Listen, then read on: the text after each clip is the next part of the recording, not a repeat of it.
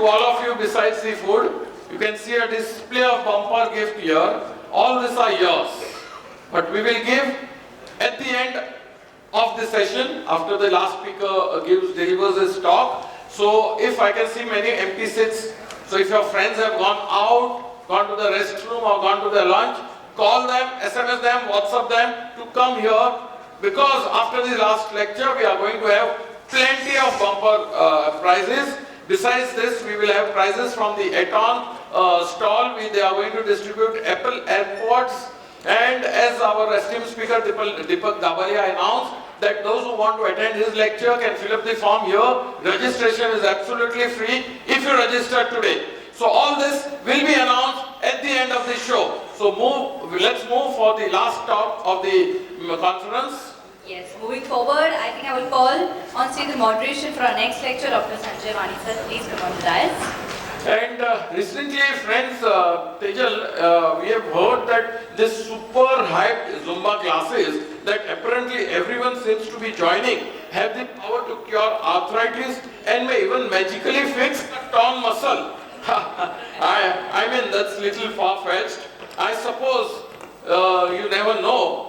Let's call on our speaker, Dr. Prashant Chotalia, the consultant rheumatologist on the dais, so that he can debunk these theories. But sir, before you start your talk, the last question for our audience related to your subject. The question for you is, besides vitamin D, which supplements help aching joints? Which supplement help aching joints? So stand up and pass the mic. Yes. Yes, Yes. you are right. This one. One. Sir, continue. Sir, ma'am there.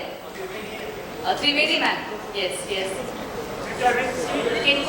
Glucosamine, she said. Yes. Vitamin C. Calcium. Zinc. Okay, who said glucosamine? Madam, come here. Who said chondroitin? Sir, come here. The correct answer is glucosamine, chondroitin. Besides that, omega-3 and green tea are also the supplements which help aching joints. Glucosamine helps keep the cartilage in joints healthy and may even be an anti-inflammatory effect. Congratulations to the winners at least. To hand over the prize, sir, I would request Dr. Kajal Bhanuswamy and Dr. Alpa Mehta to hand over the prize. The first prize sponsored by Royal Printers on behalf of PMB. A round of applause. Dr. Alpa Mehta.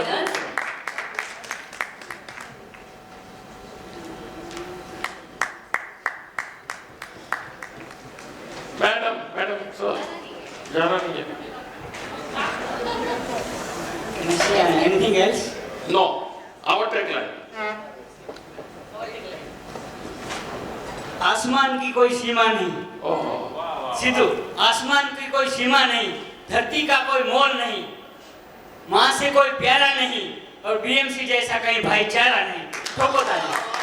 Indeed, brotherhood. PMB is brotherhood, is Bhaichara. Sir, but our tagline. BMB मेरी जान है और मेडिमिट उसकी पहचान है। Yes, ma'am. BMB मेरी जान है और मेडिमिट उसकी पहचान है। Thank you. Yes, sir. Over to you. Can I have the video, please? Hello everyone, my name is Dr. Prashant Chotalia. I am consultant rheumatologist working at Rheumatology Clinic, Surat, Gujarat. I did my MBBS from Swimmer Medical College in 2008. After that, I pursued my MD in General Medicine from Government Medical College, Surat. After completing my medicine, I joined in the same department as assistant professor, where I worked for around 2.5 years. After that, I went on to pursue fellowship in rheumatology, which I did from NHS Medical College, Ahmedabad, under Dr. Sapan Pandya and Dr. Pooja Srivastava. And currently, I am working as consultant rheumatologist.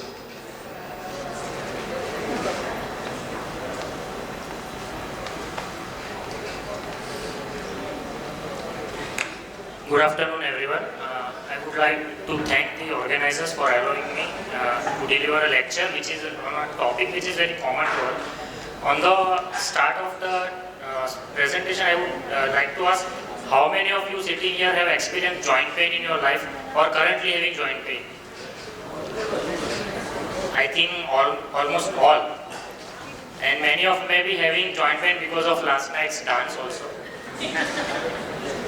So I will guide you through the journey how you can approach a patient with joint pain in some easy and simple steps. So the objective of today's presentation would be to develop a systemic approach of patient presenting to you with joint pain and form a differential diagnosis, to provide overview of common investigations that need to be done and how to initially manage this patient before we can actually make a diagnosis. So in any patient with joint pain or rheumatology, there are two steps in making diagnosis that you can possibly have in your mind.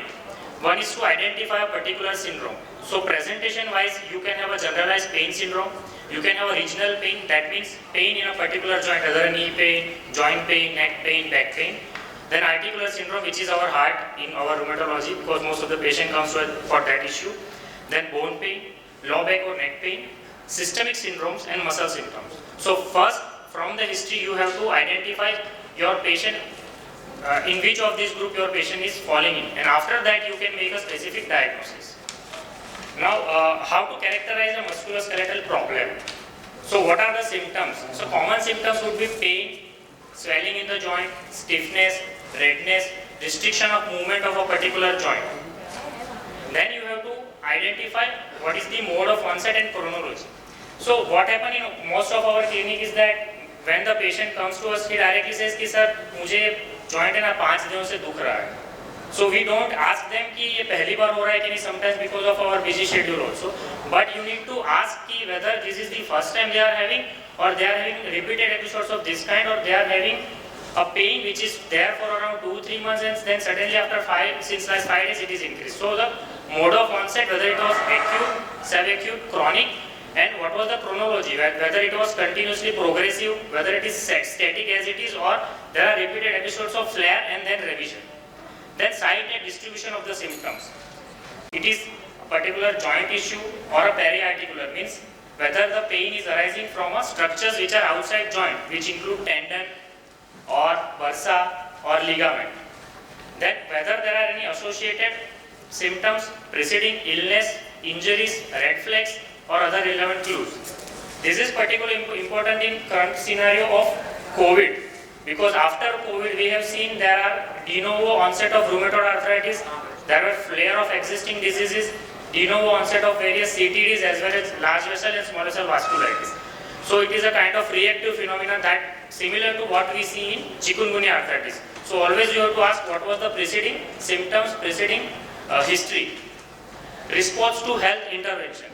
So most of our patients of joint pain, they usually have multiple consultations, homeopathic, ayurvedic, allopathic, some over-the-counter medications. So you have to ask which treatment they have taken, whether there was any response to those treatments or not, and how the symptoms impact the quality of life in their day-to-day routine practice, because that is the most worrisome symptoms for patients. They don't want to know about diagnosis in detail. They don't want to know about detail of rheumatoid arthritis. What they want to know is whether this joint pain can be treated or not, and whether I will be able to do my work or not. So the common thing is joint pain, and there are two things. One is arthralgia and one is arthritis. So it is a simple thing. Arthralgia is a kind of subjective phenomenon. It can be there with actual pathology, or it can be just a psychogenic or a subjective thing. So you don't get findings of inflammation in arthralgia, while in arthritis you will have objective evidence of inflammation in the form of redness, swelling or tenderness. Now, once you identify problem is related to joint among the 6 syndromes which we discussed, then you have to decide these certain parameters to reach to a diagnosis. Whether it is an acute or chronic condition, whether it is monoarticular, oligoarticular or polyarticular, whether it is articular, periarticular or a referred pain, whether it is inflammatory or non-inflammatory, whether it is symmetric or asymmetric, intermittent or additive, migratory or fleeting, and whether there are any associated systemic signs.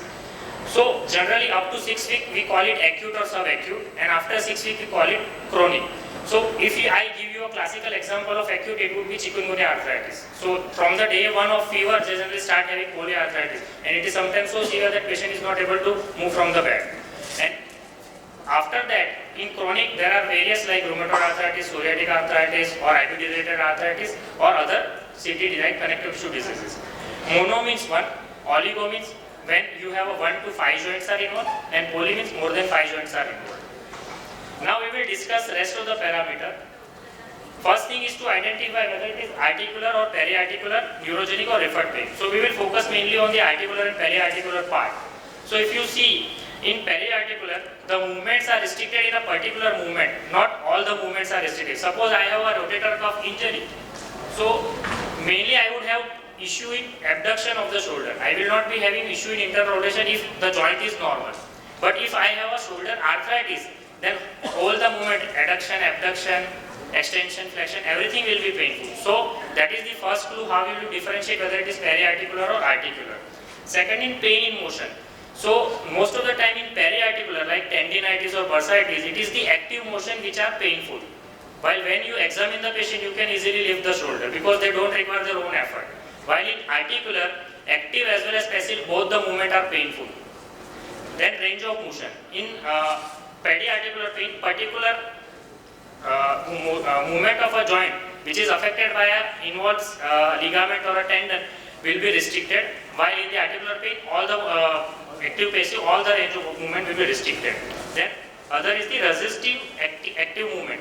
So common condition which we see in our OPD is like tennis elbow or a golfer's elbow. So in that case, if you do a resistive flexion or extension of the wrist, then they will produce localized pain at the site of insertion of the common extensor or a flexor tendon. That is pain or resistive movement, which is not seen in patient with articular pain. Then tenderness on palpation. That is an important thing on examination. So in patient with periarticular pain, you have a tenderness which is slightly away from the joint line, and it is classically over the tendon. So in tennis elbow, you will have a tenderness over the lateral epicondylitis rather than the actual joint line of the elbow. So here you can see the black arrow which shows that that is the actual joint line of the elbow. So there is a swelling at the joint line, so it is an articular condition. While on the other photo you can see the olecranon bursitis which is slightly away from the actual joint line. That is a periarticular thing. Now after that, another important thing is referred pain. Sometimes we often miss this and we may end up in doing lot of investigations and we find nothing. So on the figure there are certain sites of referred pain. So myocardial pain, we all know that it radiates to our shoulder or arm. Then on the scapula, gallbladder pain or diaphragmatic involvement can have referred pain.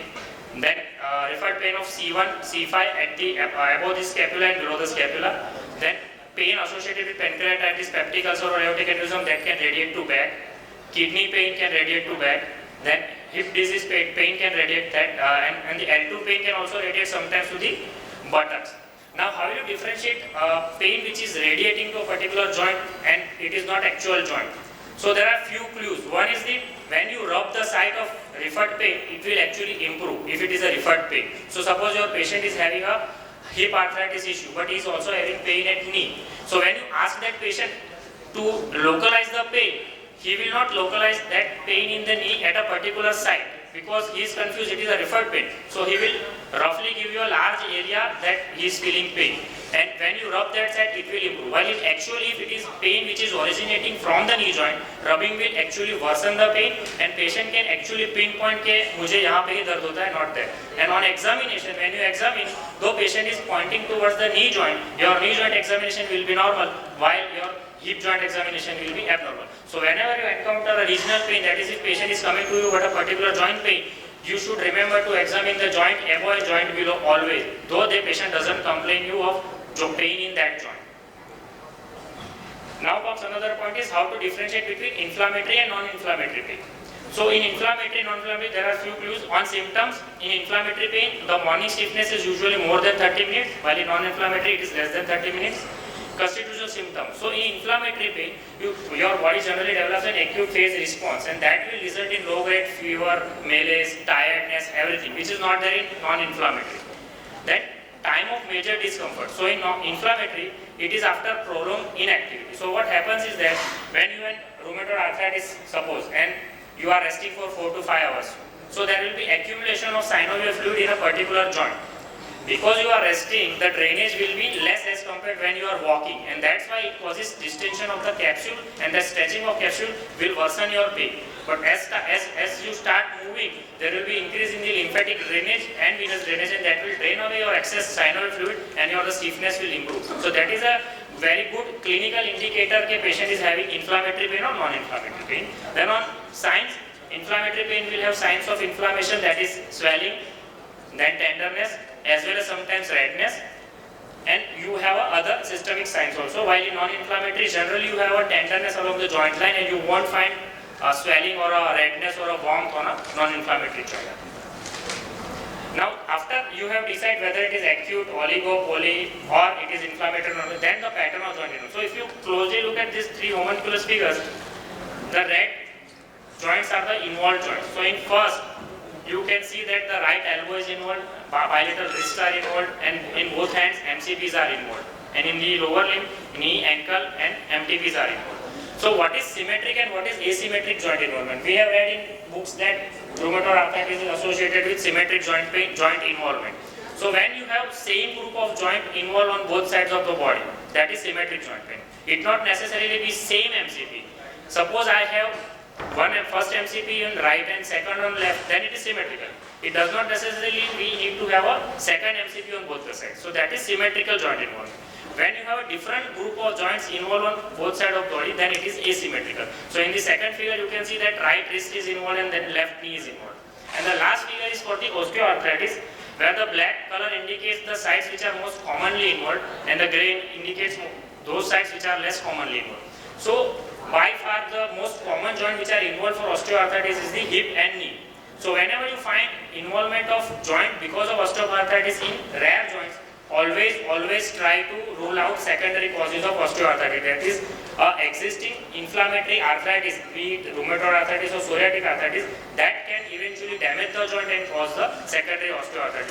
So when you find osteoarthritis and atypical joint like in shoulder or in fingers, particularly a single finger, always try to rule out secondary OA. That is by ruling out the inflammatory arthritis.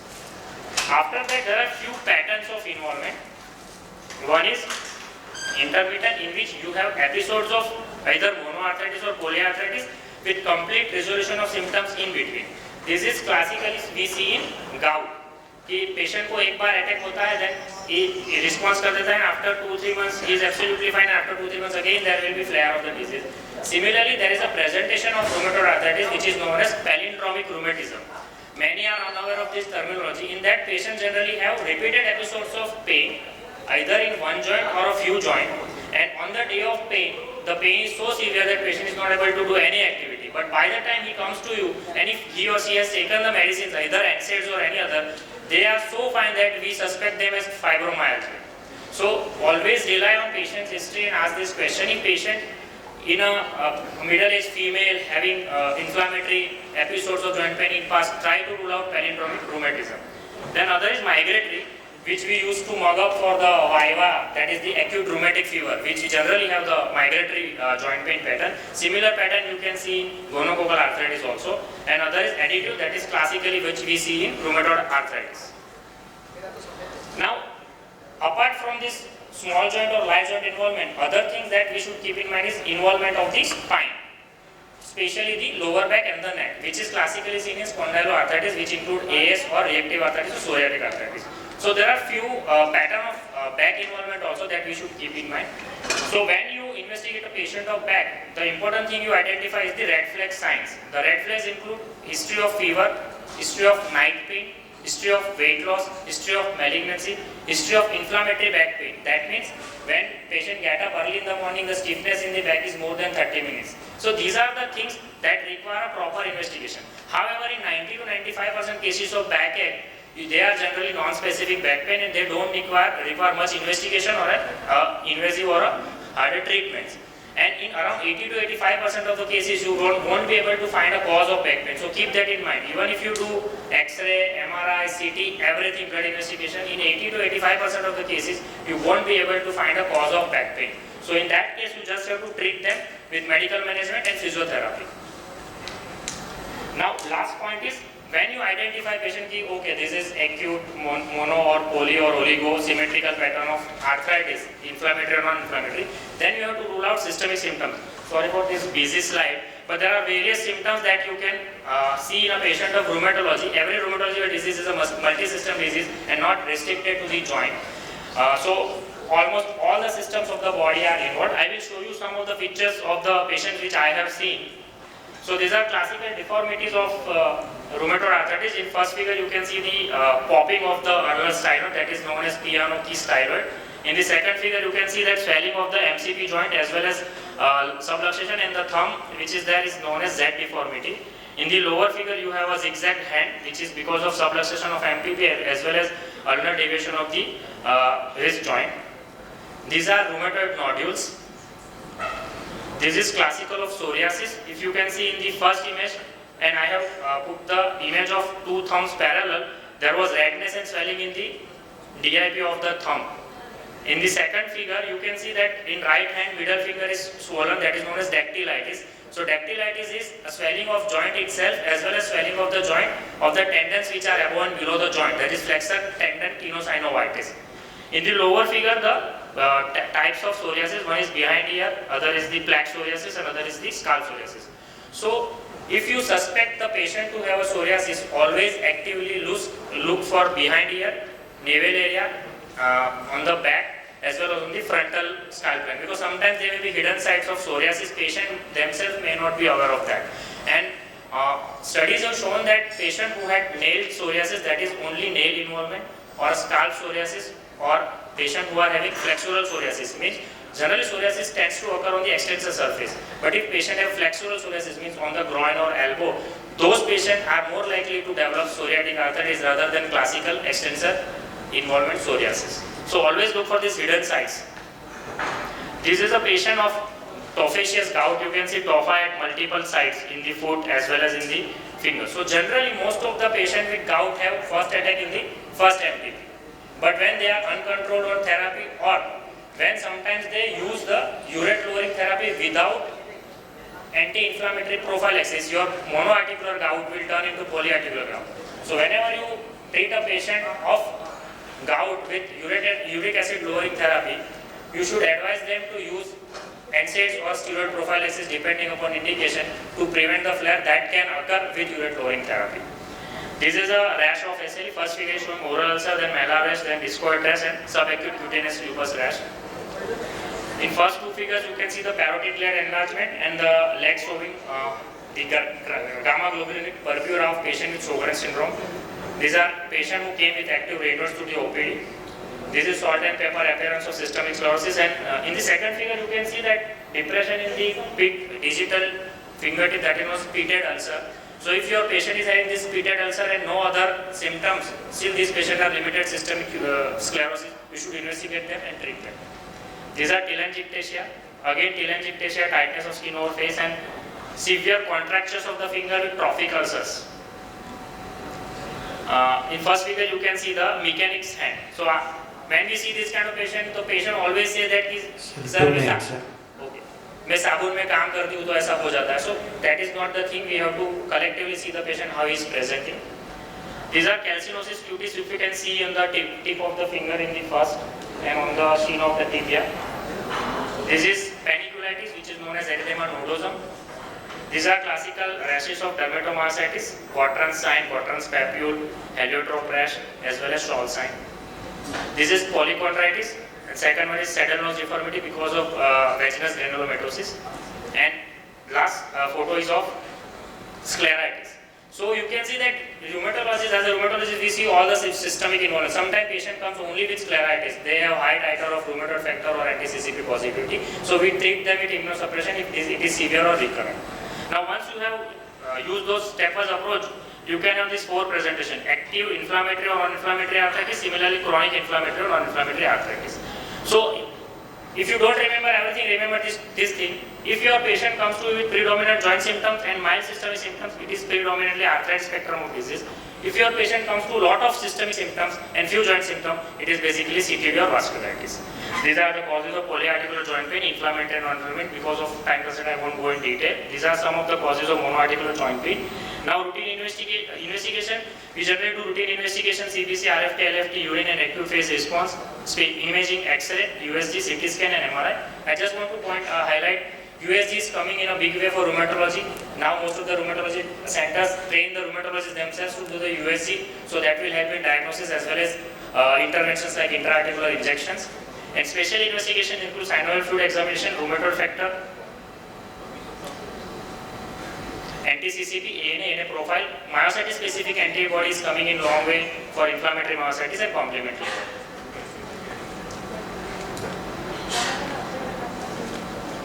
Pointer is not.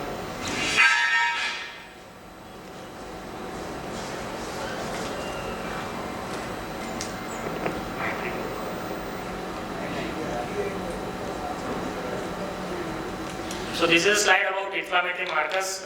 The important thing is CRP is better than ESR as of now because there are certain limitations with ESR. It will be affected by the shape of RBCs, anemia, polycythemia, some non-specific elevation of protein also.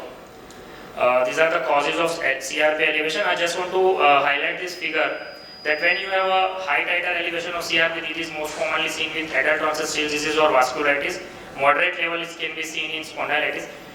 In SLE patient, you generally don't see high CRP unless and until patient is having first infection, second serositis or third active arthritis.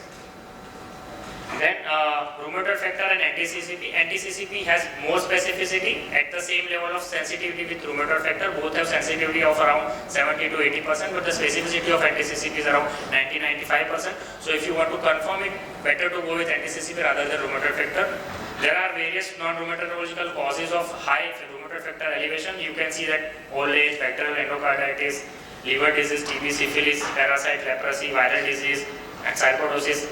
A whole bunch of causes that can cause elevation of the rheumatoid factor. So don't always make a diagnosis of rheumatoid arthritis based on just rheumatoid factor elevation. This is something regarding ANA. So slide showing indirect immunofluorescence in which you have a microscope slide which is tagged with the F2 cells. You add the serum and then you add a fluorescent labeled anti-human immunoglobulin and you make an antigen-antibody complex which can give you a fluorescent pattern. These are the few patterns. First is the homogeneous, second is the centromere, which is classically seen in limited cutaneous systemic sclerosis, and third would be speckled. These are the causes which are seen classically in different types of pattern. I won't go in detail. But this thing I want to highlight. When you order an ANA, don't rely everything on ANA until your patient is having symptoms. So if you can see that the sensitivity of ANA is more than 90% in most of the cases, but specificity is around 50 to 60%. So it is sensitive to rule out, if you suspect CTD, it is good to do ANA by IF to rule out SLE. But if you don't have a classical symptom, don't do ANA unnecessarily because you yourself will be misguided that patient is having CTD. Then synovial fluid examination, that is the next step. And the photo is important. So when you do a synovial fluid tap, you just do this string test. If the string is formed with more than 5 cm without break, it is generally normal viscosity. But if you have a low viscosity, which is classically seen in inflammation or in infection, you will have decreased viscosity. In that case, you can subject the synovial fluid for culture as well as gram stain. There is no need to do LDH or glucose for synovial fluid examination. The important thing is to look for crystal, look for gram stain and do the culture. This is an approach.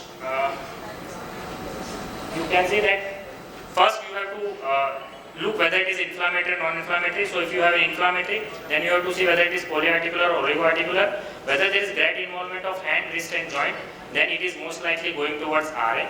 If patient is having poly, oligo or monoarticular associated with various systemic symptoms like malar rash, oral ulcer, photosensitivity, it is going towards CTD. If you have a more involvement of lower limb joint, then it is most likely going towards spondyloarthritis. Now if you don't have any inflammatory component, and then it is going most towards osteoarthritis or other non-inflammatory causes. This is a simple algorithm how to initially treat, which involve pharmacological and non-pharmacological measures. So if you don't look at slide and don't want to remember, just remember that don't use steroid without diagnosis, because when you use steroid, it will hide everything, whether it is tumor, whether it is CTD, whether it is inflammatory arthritis, everything will be hidden. You won't be able to make diagnosis. So use steroid only after you make a diagnosis that this patient has a particular disease. I have 2 cases, but we'll skip that. So the key points are, give more time in talking to the patient and listening. In rheumatology, most of the diagnosis is made with history and physical examination. Investigations we generally use to confirm the findings and to look whether the patient is having good or bad prognosis. Rheumatoid factor positive does not mean RA, as I have showed that there are various causes of high rheumatoid factor. No ASO in adults. I have seen many patients coming with ASO reports that at the 30-45 years of age, they have ASO being done. So generally, acute rheumatic fever we see up to 15 years of age, so there is no need of doing ASO after that. No uric acid in premenopausal women. This is also a common mistake that is basically done by orthopedic. They generally investigate with when patient comes to joint pain to uric acid. So in premenopausal woman, because estrogen is uricose-uric, you generally don't get hyperuricemia unless and until patient is having some other issues like chronic kidney disease or some other medications which is causing high uric acid, like anti-tubercular drug. So don't do uric acid evaluation unless and until you are sure from the clinical history that patient had attack of gout. ANA only in clinical suspiciousness of CTD. Always look for joint plus symptoms. Try to identify the pattern of joint involvement. Give symptomatic treatment till you make the diagnosis. Avoid giving corticosteroid unnecessary. And early refer to rheumatologist whenever you feel necessary, because time is money for joint also. When you delay the diagnosis and onset of treatment, patient may lose a few joints that will not function for life. Thank you. Thank you, sir. And sorry I wasted the time. Okay, any questions for sir? Yes. Sir. Sir. Sir, I will ask one question. Yes. Sir, in gout, which investigation we should advise immediately? Because sometimes uric acid is normal starting. And how to treat the gout patients? Yes, sir. So, diagnosis of gout is basically made on clinical suspicion, and by the time patient comes to you, the gout episode may have resolved. So, the ideal case would be to look for the crystals in the synovial fluid, which is usually not possible in our scenario. So, by just taking the history and examination without looking at the uric acid, if you suspect it is gout, you just can treat the patient. The newer modality which is come is dual CT, dual energy CT, DECT, that can easily identify the asymptomatic tophi deposition also. But it is in an upcoming way and it is also costly. So sir, for confirmation it is the crystals, otherwise you have to rely on clinical history and examination only. First do NSAID, not give the colchicine So or the xanthine inhibitor. choice of drug for acute attack depends upon the comorbid condition, because gout attacks mostly occur in old age patients who have CKD or some other comorbid condition, in which case colchicine may be slightly hazardous. So generally, whenever there is borderline raised creatinine or high creatinine, I use a low dose steroid, 30 to 40 milligram, and then taper rapidly on 2 to 4 weeks, depending upon the response. But if patient doesn't have any comorbid condition or the create function is normal, then you can use both of them, either colchicine or NSAIDs. And other thing I would like to add is, initially in older days, high dose colchicine was used. Nowadays, we generally use up to 1.5 milligram, 3 doses of 0.5 milligram tablets. That is okay. And when should we give xanthine inhibitor? So, guideline for starting the urate-lowering therapies, absolute indication would be more than 2 attacks per year of gout, or you have a tophaceous gout, or on X-ray you demonstrate that typical damage is caused by the gout. And conditional recommendation, if you have only 1 attack of gout, but still you have a CKD of stage 3 or 4, or you have history of uric acid stone, or your uric acid with 1 attack is more than 6 milligram per deciliter, those are the indications to start urate-lowering therapy. And once you start urate-lowering therapy, it is generally lifelong. It is not like कि आपका uric acid normal हो गया तो you stop. You should continue, because trials have demonstrated that those patients who stop uric acid lowering therapy, they tend to have higher rates of flare. 80, then taper, or start with 40, then increase? Start with low dose and then increase, because in Han Chinese, which are our neighbors, they have demonstrated that deficiency of a particular HLA type, which is associated with allopurinol hypersensitivity, though it is seen in less than 1%, but it can be devastating. So start with low dose and go up to higher dose. So can I ask one question to audience? What is the maximum dose of allopurinol any of you have used for gout?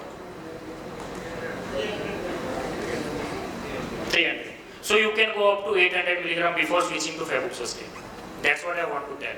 Because in trial they have compared febuxostate with 300 milligram only, but when your patient permits, you can go up to 800 milligram.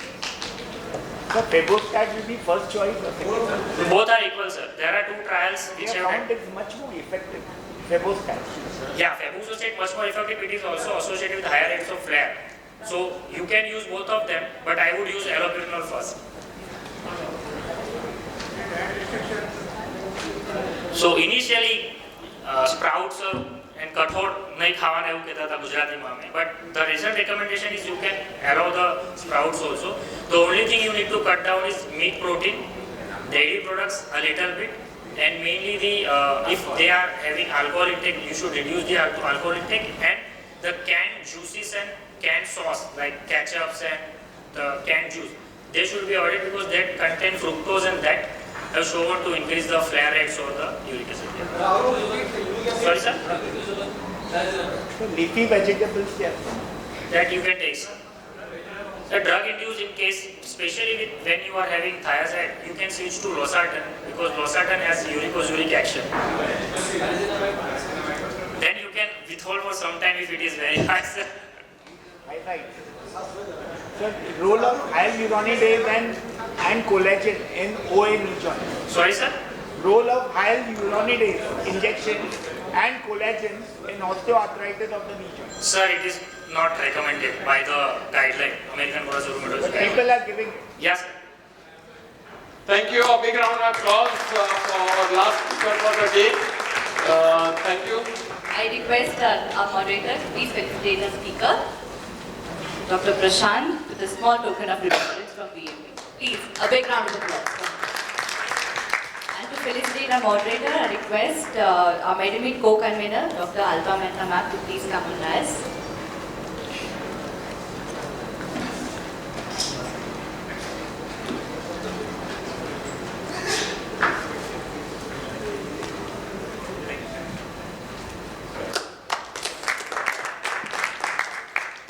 Yes, so lastly, आओ हम सब साथ मिलकर ऐसा बनाए रास्ता, आओ हम सब साथ मिलकर ऐसा बनाए रास्ता, जग में रोशन हो सितारा, बीएमबी के नाम का, बीएमबी जान अपनी पहचान है इसकी, Medimate. We are coming towards the end of the session, end of the conference. 2 or 3 minor things are left.